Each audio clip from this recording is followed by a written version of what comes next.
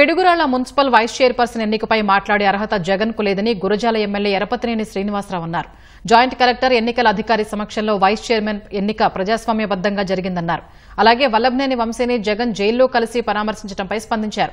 సత్యవర్ధన్ ని కిడ్నాప్ చేశారు కాబట్టే వంశీ జైల్లో ఉన్నారన్నారు. వంశీ, కొడాలి నాని లాంటి వారిపై ఇంకా తీవ్రమైన చర్యలు తీసుకోవాల్సి ఉన్నా సీఎం చంద్రబాబు ఒప్పుకోలేదన్నారు. సీఎం చంద్రబాబుకు కక్ష సాధింపులు తెలియవు కాబట్టే వైసీపీ నేతలు ఇంకా రోడ్లపై తిరుగుతున్నారన్నారు.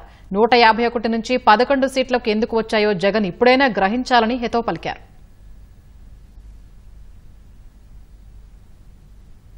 విజయవాడలో పులివెందుల ఎమ్మెల్యే వైఎస్ జగన్మోహన్ రెడ్డి ఒక మీడియా సమావేశంలో మాట్లాడుతూ పిడుగురాళ్ల మున్సిపాలిటీలో ఒక కౌన్సిలర్గా లేని తెలుగుదేశం పార్టీ వైస్ చైర్మన్ ఎలా గెలిచింది, వాళ్ళు ఏదో దౌర్జన్యాలు చేసి గెలిచారనేది కూడా మాట్లాడటం జరిగింది.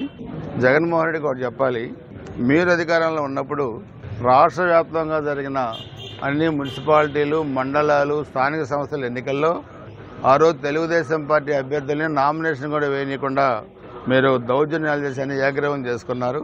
ఆ రోజు పిడుగురాళ్ల మున్సిపాలిటీలో మా అభ్యర్థులు నామినేషన్ వేయడానికి వెళ్ళినప్పుడు మీరు ఎలా అడ్డుకున్నారో మీరు ఆ వీడియో కూడా మీకు పంపిస్తాను, మీరు కూడా చూడండి. నేను మీడియా కూడా రిలీజ్ చేస్తాను. కానీ నిన్న జరిగిన దాంట్లో ఎక్కడా కూడా ఎలాంటి అవాంఛనీయ సంఘటనలు జరగలేదు, మేము ఎవరిని అడ్డుకోలేదు. మొత్తం మీరు ఆ రోజు వన్ సైడ్గా చేసుకున్న మీ కౌన్సిలర్స్ మొత్తం కూడా అభివృద్ధి అనేది తెలుగుదేశం పార్టీ వల్లే, ఎన్డీఏ ప్రభుత్వం వల్లే జరుగుద్దన్న ఉద్దేశంతో వైస్ చైర్మన్ ఎన్నికలో ఏకగ్రీవం చేశారు. అదేవిధంగా చైర్మన్తో సహా 17 మంది కౌన్సిలర్లు తెలుగుదేశం పార్టీలో చేరారు.